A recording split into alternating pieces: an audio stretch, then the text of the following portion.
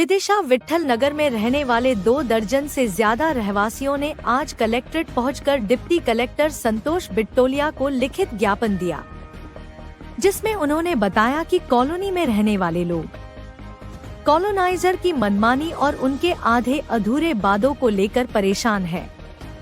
उन्होंने कॉलोनी में तमाम सुविधाएं देने की बात कही थी, लेकिन सड़क पर अतिक्रमण और अन्य कई समस्याएं भी अभी मौजूद हैं।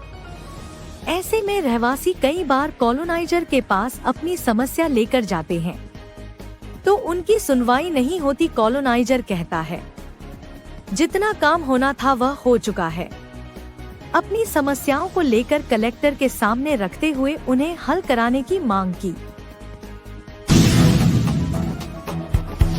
सिंह रघुवंशी विट्ठल नगर सोसाइटी अध्यक्ष हूँ।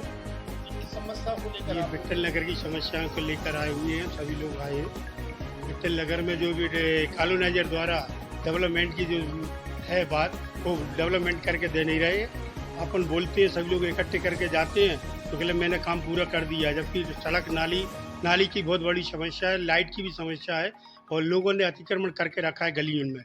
उसकी गली के लिए अपने अतिक्रमण हटाने के लिए आवेदन देने के लिए आए हैं साहब से।